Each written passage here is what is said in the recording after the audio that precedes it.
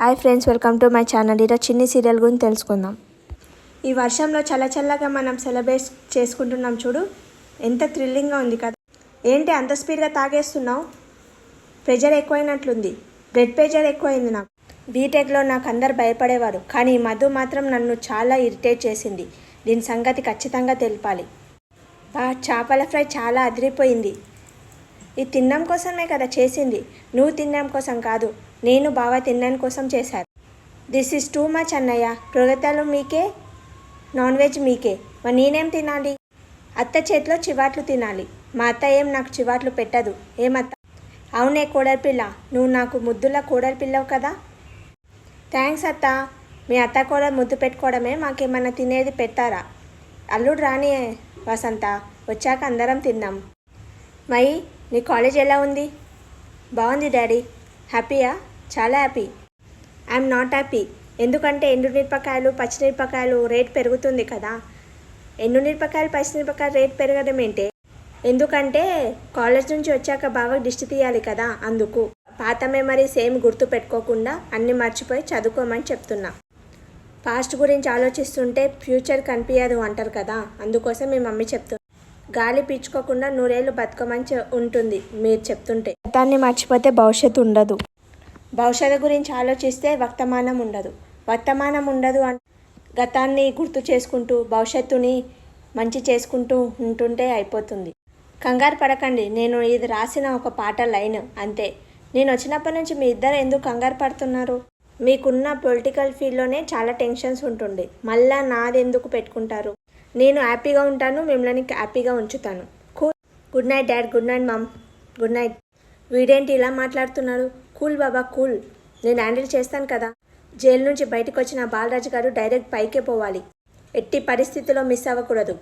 నాగవల్లి, రేపు బాలరాజు చచ్చాడని రెడీగా ఉంది. ఇదేంటి ఇంత పొద్దుపోయిన లోహిత ఇంకా ఇంటికి రాలేదు? నువ్వు వెళ్ళి పనుకో. ఏంటి లోహిత రాలేదా? వచ్చినట్లుందిరా, వాష్రూమ్లో ఎక్కడ ఉంటుందిలే. సరే అమ్మా, నువ్వు తినేసి పను. ఎక్కడికి వెళ్ళావు? నిన్నే పిలిచేది. ఇటురా. లోహిత ఇప్పుడు వచ్చిందా? ఎప్పుడు వచ్చిందని చెప్పావు కదా. టైం ఎంత అయింది లోహిత?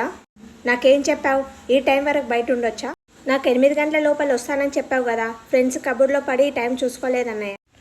అసలు ఈ డ్రెస్సులేంటి? నువ్వేంటి అన్నయ్య? ఈ డ్రెస్ ఇప్పుడు ట్రెండ్. నువ్వు నాన్నలాగా క్లాస్ పీకకు. ఇలా అయితే నేను నాన్న 2 అని పెడతాను. చూసావా అమ్మ, చూసావా ఎలా మాట్లాడుతుందో? నీ గారాభం వల్లనే. ఒకే ఒక పిల్ల అని ఇలా గారాభం చేసేసరికి ఇలా తయారయ్యింది. ఏ జన్మలో చేసిన పాపమో, ఈ జన్మలో నీకు చేసిన ద్రోహమో. నీ నుండి, మా బంగారు తల్లి చిన్ని నుండి దూరం చేశారు ఆ దేవుడు. ఈ 10 ఏళ్ళు జీవజీవంగా బతుకుతున్నాను. నేను బయటికి వచ్చి ఏం చేయాలి? నా పరిస్థితి ఎవ్వరికి రాకూడదు. అమ్మ, పాలు తెచ్చానే, వెళ్ళి గిన్నెలో పోసి పొయ్యి పైన పెట్టుపో.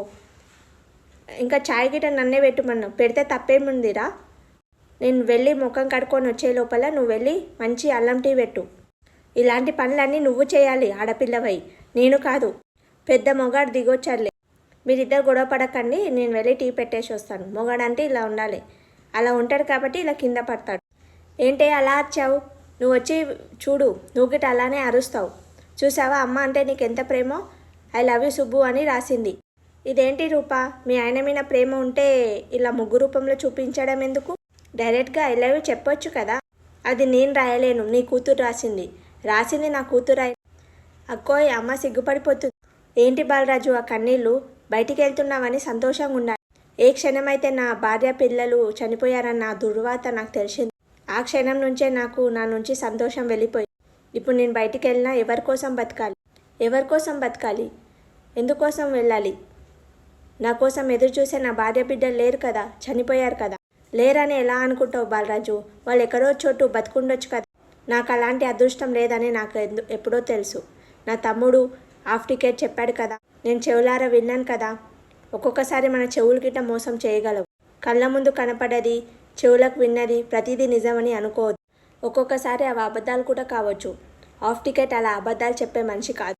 అతను కూడా నిజం తెలియకపోవచ్చు కదా. నీ శత్రువులు నిన్ను నమ్మించినట్లు అతని గిట్ట నమ్మించినొచ్చు కదా. నా జీవితంలో నేను చాలా ఎదురు దెబ్బలు తిన్నాను. నువ్వెవరు చెప్పినా ఏ మాటలు వినకు, నువ్వెవరి మాటలు నమ్మకు. నీ మనసుకి ఏమనిపిస్తే అదే నమ్ము. నా భార్య బిడ్డలను కలుస్తా అని ఆశతో వెళ్ళు, అంతా మంచిగా జరుగుతుంది. నిన్ను వెతుక్కుంటూ వచ్చాను చిన్ని. కానీ ఒక స్టూపిడ్ అనేది అడ్డుపడ్డది.